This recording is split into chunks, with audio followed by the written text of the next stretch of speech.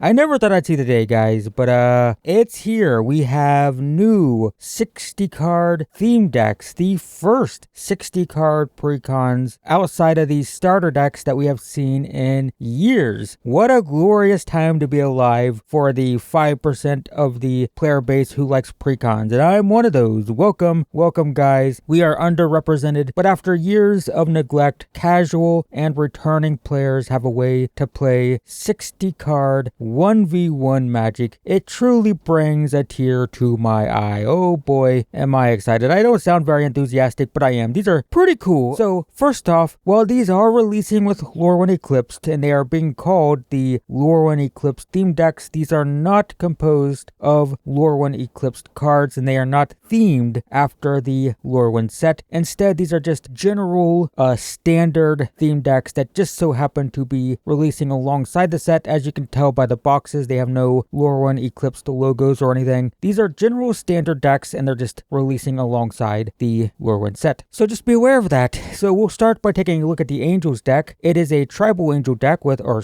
do we say kindred now? I don't know, whatever. They have full play sets of mini key cards. We have Giada, we have Youthful Valkyrie, we have Starfield Shepherd, which is pretty good in these decks. And this screen alone should tell you a lot about the power level of these decks. Not only do we have play sets of cards, but we have play sets of rares. 4 copies of Giada is awesome. And this deck contains 15 rares total, including Exemplar of Light, 2 Lyra Dawnbringers, 2 copies of Split Up, which is, it's an okay board wipe for aggro decks because it's one-sided kind of. But the point is, rares. Lots of rares. However, it's not perfect. The Angel deck is not perfect. For some reason, WotC decided to make it Selesnya, adding green for just 3 cards. And don't get me wrong, Selesnya Angels is a fine choice for Pioneer. Angels is a top tier best of 1 deck in Pioneer, and it is Selesnya, so that makes sense. But in Standard, there's not much reason to play green, and the budget mana base in this deck is very awkward. It has an even split of 8 plains and 8 forest, which is weird for a deck that has 3 green cards. Yeah, not a fan of that. Fortunately, this is pretty easy to remedy after purchasing the deck. You're just gonna fill the deck with plains, take out all the non-basics, and get 3 white cards, and you're probably better off. And then we'll take a quick look at the pirates. We're gonna talk about the value and stuff, guys, don't worry. But we're gonna take a look at the pirates deck. We have, well, it's interesting. The deck is part tribal, but it's also got a vehicle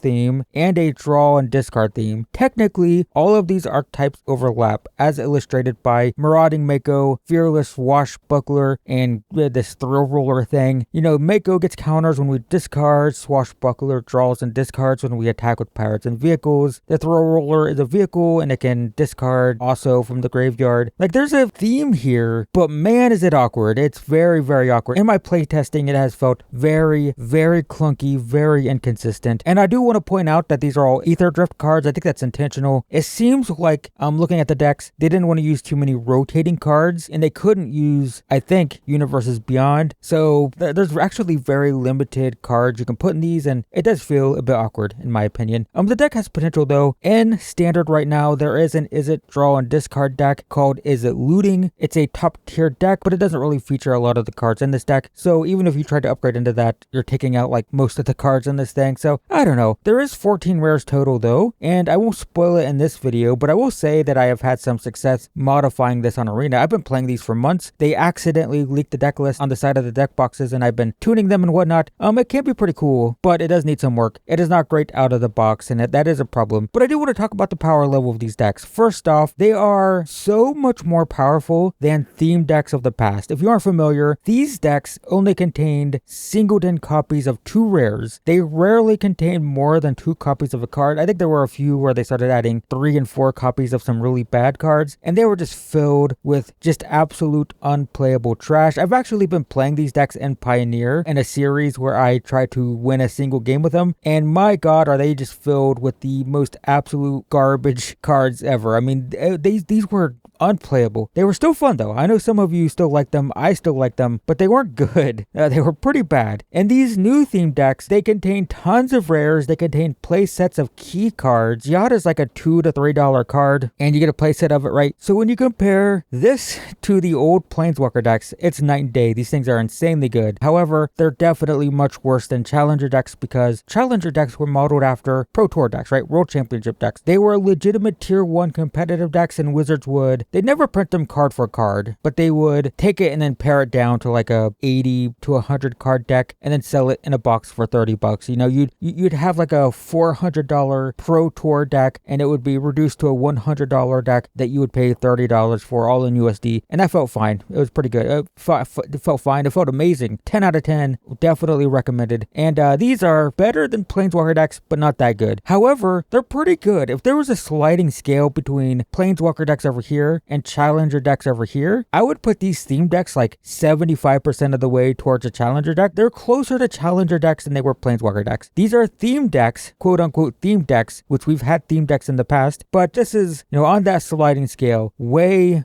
closer to Challenger decks than Planeswalker decks for sure. But does it come with a Challenger deck price? So Planeswalker decks used to have an MSRP of $15. They did come with booster packs, to be fair, but they were $15, and then Challenger decks were $30, and that's MSRP. The prices would change, of course. So 15 to 30 was the range of Planeswalker to Challenger decks, and we'd like these to be less than Challenger decks, of course, but definitely they're better than Planeswalker decks. And the MSRP right now is $25. I've seen them on Amazon for $23. In the past, Challenger decks, even though they had an MSRP of $30, they would often go on sale on Amazon for like $22 to $25, and we've already seen these dipping down into the $23 range, so we'll see. Maybe they get down into like $19 to $20. Can't guarantee that, of course, but I would expect these to not be popular among the larger player base, so could be a good thing for us precon lovers. But yeah, so if we look at that sliding scale again, we're pretty close to Challenger decks. It makes sense because the power level, it's definitely much closer to Challenger decks than Planeswalker decks, but I will say that I would much rather just pay an extra $5 and get a Challenger deck for sure. I think the $5 is definitely worth it for a Challenger deck, so it's interesting. Like, it kind of makes sense, but it also kind of feels bad as well, considering what we had in the past. However, we need to talk about the value of the decks themselves, because it's pretty interesting. So the total cost of the Celestia Angels deck right now, if you were purchasing singles, is currently $80.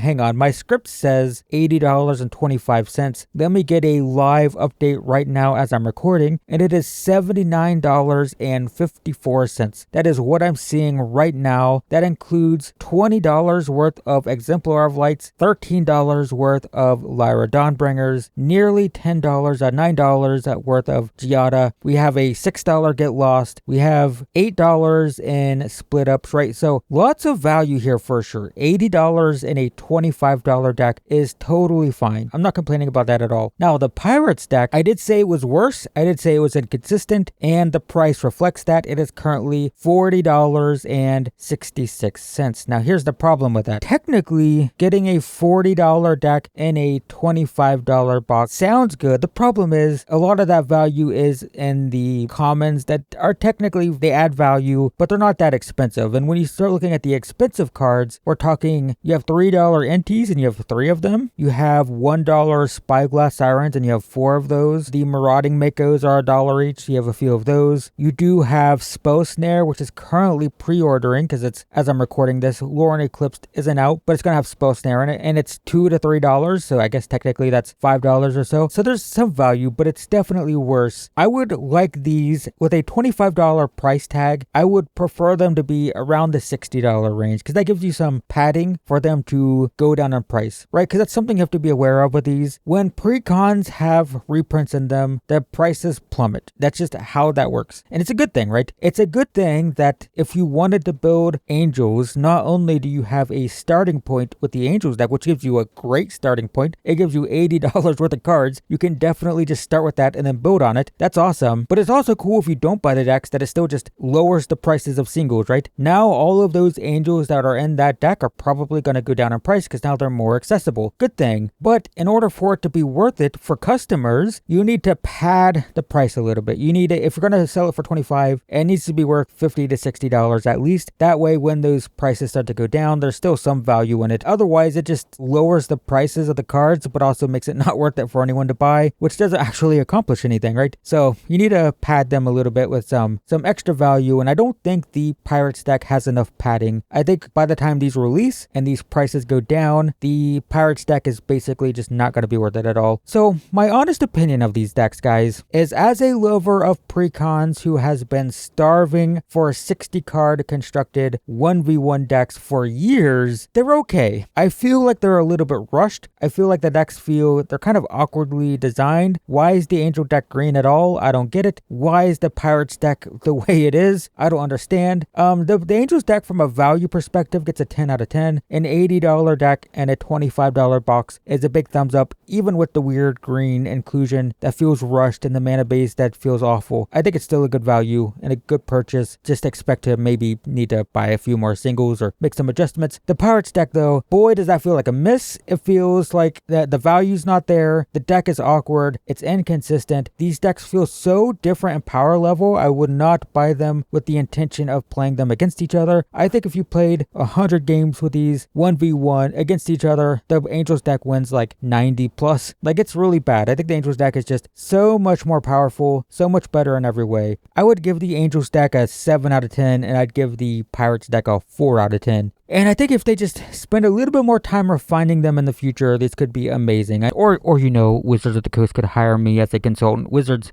guys, I can do this for you. I can make like 10 of these in a weekend. You want me to do that? I can do it. Just email me. It's fine. I'll do it for you. Anyway, while these decks are flawed, I do think they're flawed. Let us hope that we get more decks at the value and power level of the Angels deck in the future. And I think there's potential here. And I look forward to more of these in the future. I really hope they don't just do these one and done. I hope there's more in the pipeline. I want at least another batch or two so we can really get a feel for how good these can be. And I think they could be good. They could be. But will Wizards of the Coast add value to them? That's the question. Will people buy 1v1 decks? That's the question. I mean, everyone's commander pilled. Who's buying 1v1 60 card decks? I don't know. Hopefully people do though. But that's it for me, guys. Thanks for watching. I will see you in the next one.